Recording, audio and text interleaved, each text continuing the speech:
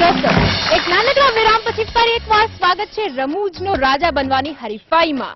આ હાસ્ય મુકાબલાને ફરીથી આપણે આગળ વધારીશું અને બોલાવીશું બીજા હાસ્ય કલાકારને, જેઓ છે મિસ્ટર પિયુષ જોશી।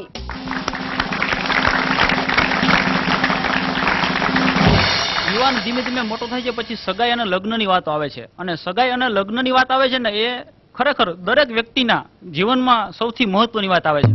પણ આપણા સમાજમાં આજકાલ શું જોવા મળે છે કે સગાઈ થવાની હોય એટલે છોકરીને છોકરો જોવા આવે છે અને ત્યાર પછી વાતચીત થાય છે। એવા જ મારા એક મિત્રએ મને કીધું કે હમણાં મારી સગાઈ નક્કી થઈ હતી। મેં કીધું પછી શું થયું? મને કે સગાઈમાં અમે એકબીજાને જોયા ને પછી અમે એકબીજાનું ઇન્ટરવ્યુ લીધું। હવે ન્યા ઇન્ટરવ્યુ લેવા જાય છે। મેં કીધું પછી શું થયું? મને કે અમે બંને 1 કલાક વાત કરીને પણ અમારા બંનેના વિચાર જ ન મળ્યા। 1 કલાકમાં તમારા બંનેના વિચાર જ ન મળ્યા?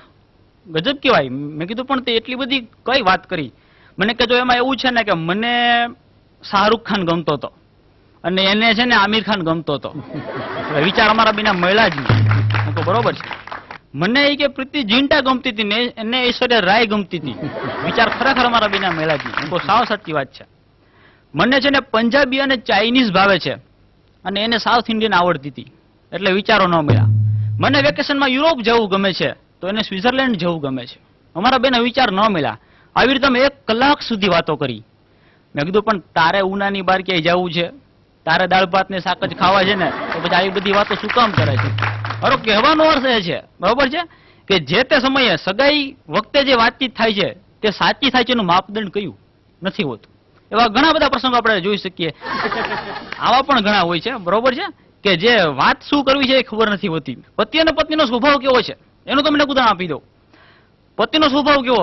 એક વખત પતિ બપોરે જમવા બેઠા અને બરોબર જમવાનો 1 કોળિયો મોઢામાં લીધો અને તરત જ એની પત્નીને 1 ઝાપટ મારી દીધો। એની પત્નીને તો આમ કેમી થઈ ગયો। શું થયું? તો કે ચાખ પેલા એકદમ ખારું ખારું શાક કર્યું હતું, ઝાપટ મારી દીધી। ઓલા બેન બોલતી યાર હતા, એને સાંજે બરોબર યાદ રાખ્યું। એ કે બપોરે શાક ખારું થઈ ગયું હતું એટલે અત્યારે તો મીઠું મારે માપસર જ રાખવાનું છે। બરોબર માપસર મીઠું નાખી અને રસોઈ કરી। વળી પાછા પતિએ કોળિયો લીધો મોઢામાં અને 1 ઝાપટ પાછી મારી। બપોરે આવું ન થાય? હજી કાલે મારીશ જો આવું નહીં થાય તો। આ પુરુષનો સ્વભાવ। હવે આપણે સ્ત્રીનો સ્વભાવની વાત કરીએ। પુરુષો નવા કપડા ક્યારે લે? કે જયારે લગભગ ફાટી ગયા હોય, 2-4 મિત્રો એમ કહે કે ભાઈ હવે કપડા બદલ, નવા લે, ત્યારે પુરુષો નવા કપડા લે। પણ સ્ત્રીઓ નવી સાડી ક્યારે લે? એની પાછળ 4 કારણો છે। પેલું પતિને પૂછે કે હું નવી સાડી લઉં, એટલે પતિ હા પાડે કે તું નવી સાડી લે, એટલે લઈ લે। બીજું કારણ એ કે પતિને પૂછે કે હું નવી સાડી લઉં, એટલે પતિ ના પાડે કે નહીં હમણાં ખર્ચો છે નથી લેવા, તો પત્ની કહેશે કે એનાથી ના કેમ પડાય, લેવી જ છે।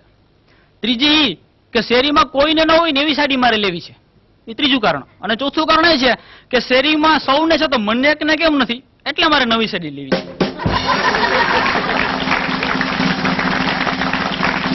પિયુષભાઈ સરસ મજાની વાત કરી સ્ત્રીઓ વિશેની, પણ સ્ત્રીઓ